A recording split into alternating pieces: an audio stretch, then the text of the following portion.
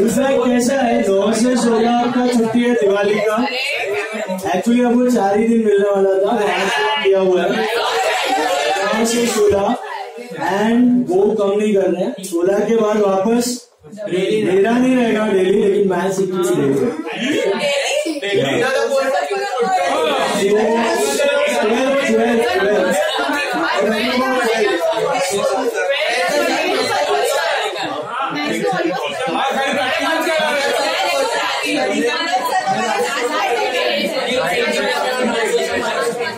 Final match will be again daily, सब आएगा।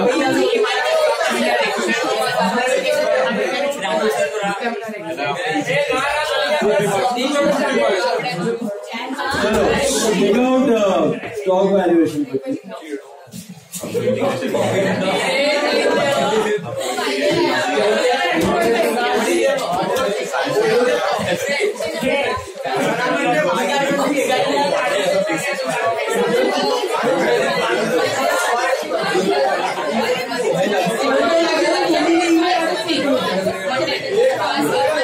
Sum number 13, page 143.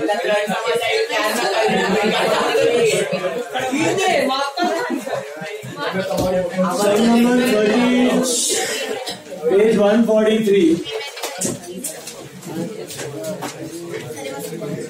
चलो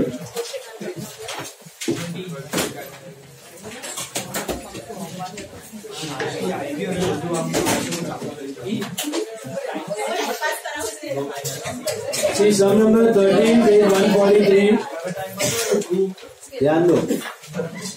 Following are the details of spare parts of Shriram Mills. मिला? See, last lecture we started with stock valuation, right? See, I discussed 2 main points about AS2. What is AS2? Accounting Standards 2. Okay? Accounting Standards 2. मुझे बताओ, Accounting Standard 2 states 2 important points. What are the 2 important points? Number 1 is what? Your stock should be valued at cost or NRV, whichever is less. That's the first thing. Second, disclose the method how you have arrived at the value of stock. Okay? Then under that we saw there are various methods by which you can arrive at the value of closing stock. Okay? What are those methods? पहला वाला होता है historical cost method and non-historical cost method. What are historical cost method? Where you consider the original cost of stock. देखो last में गोल वही है कि आपको ओरिजिनल कॉस्ट को किसके साथ कंपेयर करना है? एनआरवी के साथ। कॉस्ट और एनआरवी व्हिचएवर इज लेस, उस पर रिकॉर्ड करना है। ठीक है? सो सबसे पहले तो आपको ओरिजिनल कॉस्ट ऑफ स्टॉक ढूंढना है। अच्छा मुझे बताओ, ओरिजिनल कॉस्ट ऑफ स्टॉक में do you consider only the purchase value या फिर all the proportionate expenses? All the proportionate expenses प्रथम। एंड दूसरा चीज, उसको हमेशा एनआरवी के साथ कंपेयर करना है। वो जो ओरिजिनल कॉस्ट ढूंढने का तरीका है उसके वेरिएशन हमने देखे थे। एक तो था स्पेसिफिक गुड्स। स्पेसिफिक गुड्स मतलब यूनिक गुड्स, जो डिफरेंट गुड्स होते हैं, जिसका नाम उधर दिया हुआ है आपका specific identification method. Specific identification method मतलब क्या कि हर एक गुड्स कस्टमाइज बन रहा है, तो उसका कॉस्ट कैसे ढूंढा जाता है? इंडिविजुअल बेसिस पर, यूनिट बाय यूनिट बेसिस पे। एक एक यूनिट का अलग अलग आपको कैलकुलेट करना पड़ेगा। Is this clear? वेराज दूसरा वैरायटी होता है आपका similar items. Specific unique goods अगर हटा दो तो दूसरा होता है सिमिलर आइटम्स। अभी जो सिमिलर आइटम्स हैं उसके कॉस्ट को ढूंढने के कौन से तरीके हैं? आपके पास 4 तरीके हैं। What are the 4 methods? FIFO, LIFO, simple average and weighted average. और ये 4 मेथड से भी आपको कॉस्ट ही मिलने वाला है, और ये 4 मेथड से कॉस्ट ढूंढने का तरीका और प्रेजेंटेशन, मतलब क्या है, जो कॉस्ट ढूंढने का मेथड होता है वो भी दो अलग अलग वे से बिजनेस मेंटेन करते हैं। एक होता है परपेचुअल, एक होता है periodic. There are two different systems of valuing the, not valuing the stock, two different systems of maintaining the records. What are these two systems called as? They are called as periodic and perpetual. Periodic में क्या होता है, आप godown में जाओ, count करो, जो भी यूनिट्स आया उसको सीधा एक पर्टिकुलर कॉस्ट के साथ मल्टीप्लाई करो। फीफो कर रहे हो तो अलग है, लीफो कर रहे हो तो अलग है, वेटेड एवरेज, सिंपल एवरेज, सब में अलग है। एंड परपेचुअल में क्या होता है, What happens in perpetual? You maintain something that is called as stock ledger. तो stock ledger में आप क्या करते हो, every transaction के बाद you update the value of stock. Every transaction के बाद you update the value of stock. That's called as perpetual system, right? And there is one more method called non-historical cost method. वो पूरा बाहर का, उसके अंदर standard cost और adjusted selling price, वो क्या होता है मैं बाद में बताऊंगा आपको। तो मेनली हम लोग ये हिस्टोरिकल कॉस्ट मेथड्स पे थे, और हमने शायद टेबल भी बनाया था तीनों का, राइट? फीफो का भी बनाया था, लीफो का भी बनाया था, वेटेड एवरेज का भी बनाया था, और इसमें से भी बनाया था हमने, पीरियोडिक भी किया था और परपेचुअल भी किया था। अभी ये वाले सम में भी सिमिलर सा क्वेश्चन है। देखो, this is sum number 13, page 143। You have been asked to find out the value of stock as per what? FIFO, LIFO and weighted average. अभी बोला नहीं है परपेचुअल है कि पीरियोडिक है, तो दोनों से ढूंढने का। तो draw the stock ledger, stock ledger, this is FIFO, stock ledger FIFO, okay, draw fast.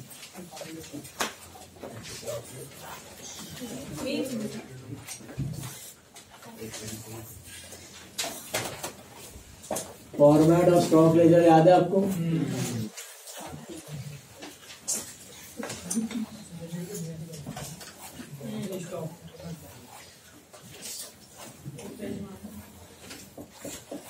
This is date,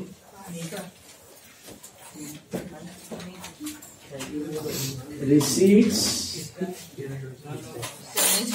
issues,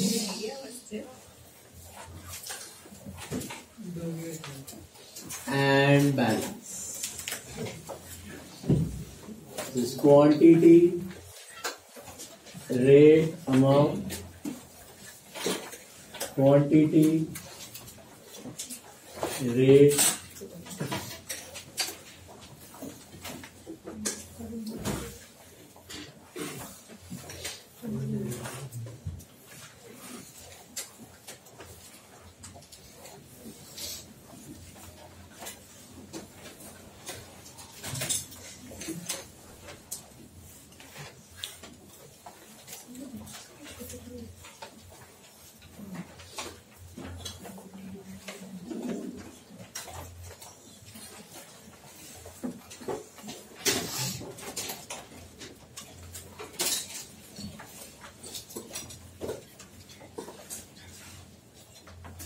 quantity, rate, amount. Check.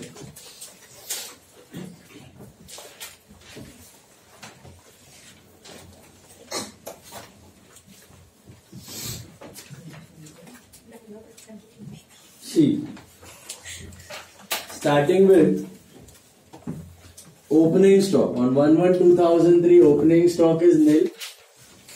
तो फर्स्ट लाइन पे लिख देने का opening stock is nil. Okay. Then first method we are doing FIFO. Yeah, the FIFO is what? First in, first out. First in, first out.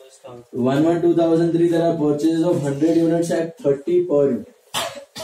So 100 at 30 gives me what? 3000. And immediately I'll go to the balance and I'll update the balance, which is 100 into 30. What is that? 3000. Same to same, बराबर है। And 15th of January issued for consumption 50 units. तो issued for consumption का मतलब आया कि गया, कितना units गया? 50। तो ऑब्वियसली एक ही स्टॉक है तो उसी में से निकालोगे ना. 50 into 30 कितना होता है? 1500. What is the updated value of stock? You write 50 into 30. That is 1500. बराबर. 50 into 30. That is 1500. Sorted.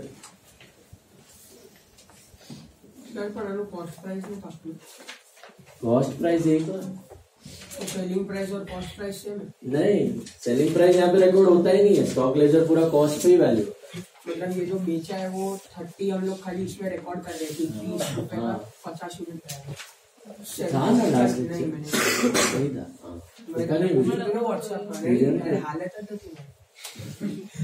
वो देख पहले वीडियो. ये पूरा कॉस्ट पे ही होता है. आया तो भी कॉस्ट, गया तो भी कॉस्ट. सेलिंग प्राइस नहीं, पूरा कॉस्ट पे होता है. कॉस्ट पे ही value. Then purchases on 1/2/2003.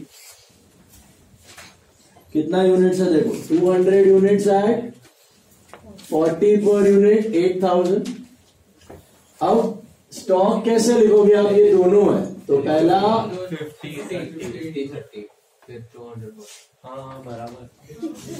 50 into 30 1500 and दूसरा वाला 200 into 40 that is 8000.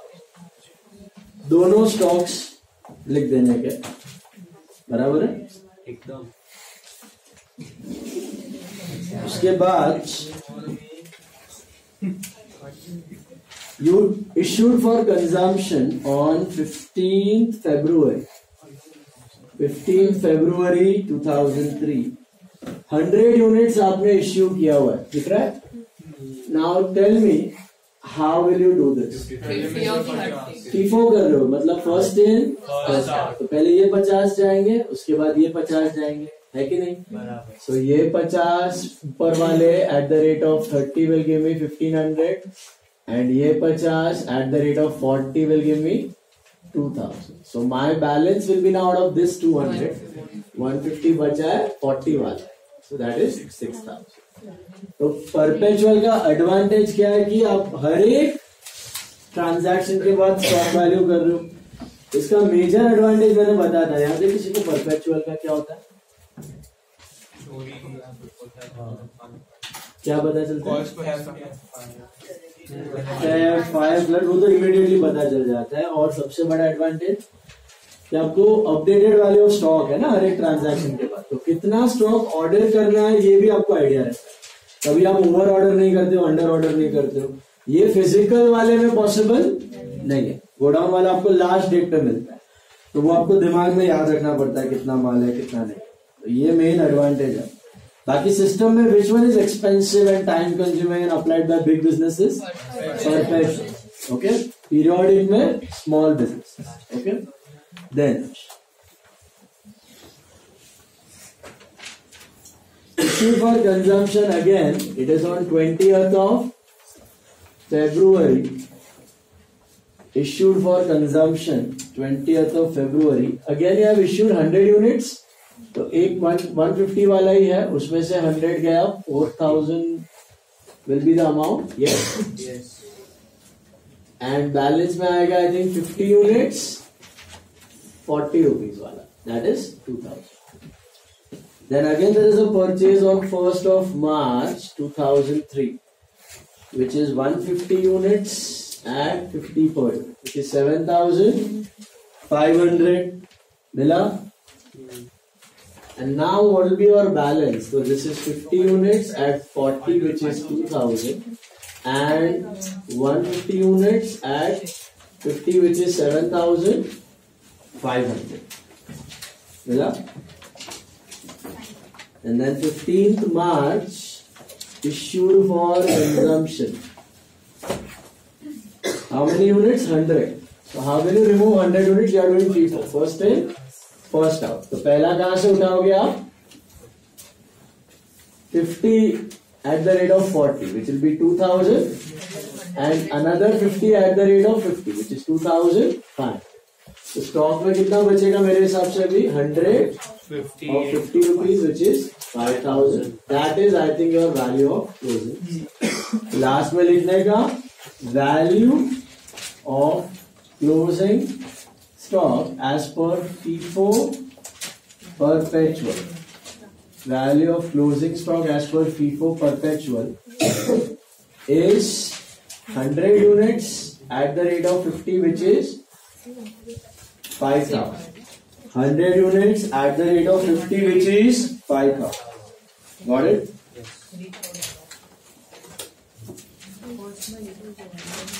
Mila? And what about value of closing stock as per FIFO periodic? Periodic में क्या करना है याद है आपको? 100 यूनिट तो काउंटिंग जाके उसको भेज जाएगा गोडाउन में, और 100 इंटू कौन सा प्राइस लेने का? Latest purchase. ये 150 वाला है, 40% ऊपर वाले सब चले गए, तो ये 50 वाला ही होगा। तो 100 into 50 that is 5,000। Is this clear? Draw another one for LIFO. LIFO का ड्रॉ करो।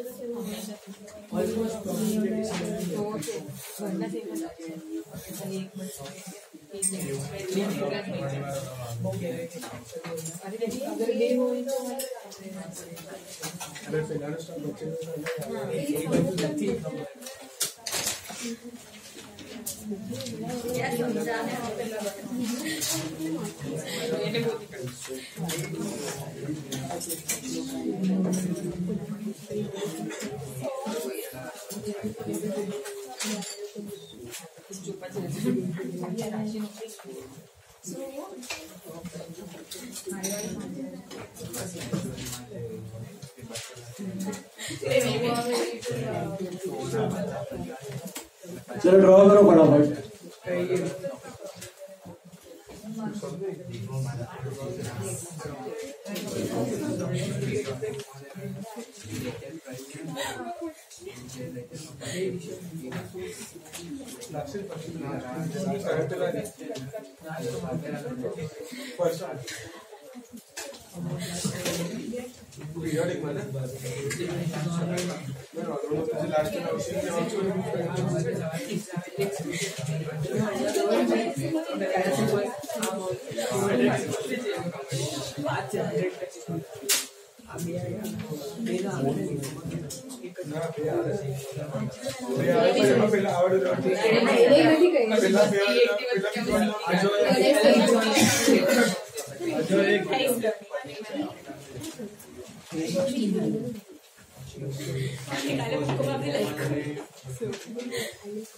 This is LIFO now. Okay. See focus. LIFO पे शुरू करते हैं फटाफट। 1103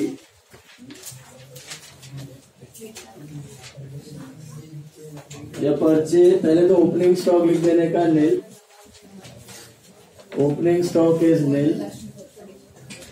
then purchases are 100 units at 30 per unit. So 100 into 30 gives me 3,000, and my stock value is also 100 into 30, 3,000. Then 15 को आपने issue किया हुआ है कंजम्पशन के लिए। अब ऑब्वियसली एक ही स्टॉक है तो वहीं से होगा ना। तो 50 into 30 कितना होता है? 1500। तो बचा हुआ भी 50 into 30 1500। Is that right? Hello मिला?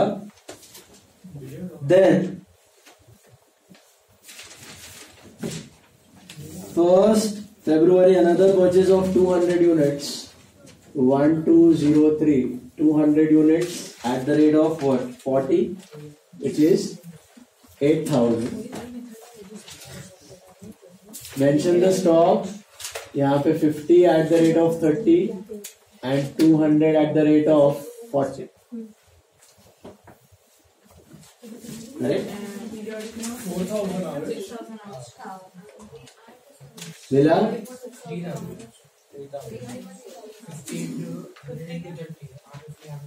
Got it? Then 15 February को issued for consumption 100 units. So कैसे करोगे 100 units? FIFO कर रहे हो LIFO कर रहे हो? LIFO कर रहे हो तो कितने वाले होंगे 100? 40 वाले तो that is 4000. अब स्टॉक क्या होगा ऊपर वाला 50 1500 और यहां से 100. समझा ये? Hello All of you got this? LIFO is what? Last in, first out. पहले निकल गया ना लेटेस्ट वाला. तो ऊपर वाला स्टॉक वैसे का वैसे पड़ा है. Okay. Then 20th of February 03 को और इश्यू किया 100 यूनिट्स. अब कैसे कौन सा 100 इश्यू करूं मैं? 40 वाला विच इज 4000. तो बचा हुआ रहेगा ये 50 एट 30 1500. समझा? सिंपल. हेलो एक और परचेज है 1 मार्च को कितने का 150 एट 50 7500. तो स्टॉक्स होंगे 50 at 30 and 150 at 50. Okay, and issued for consumption 100 units. Now since we are doing what 100 units under LIFO, तो कहां से उड़ाओगे 100 150 वाले तो 7500 और बचेगा 50 at the rate of 30 and another 50 at the rate of 50. Is this clear? Yes. Last में लिखने का LIFO परपेचुअल 50 into 30 1500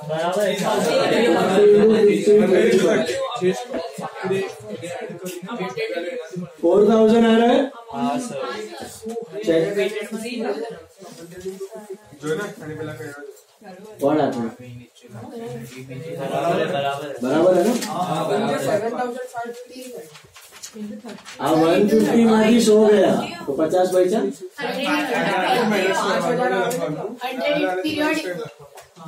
पीरियोडिक तो किया ही नहीं है.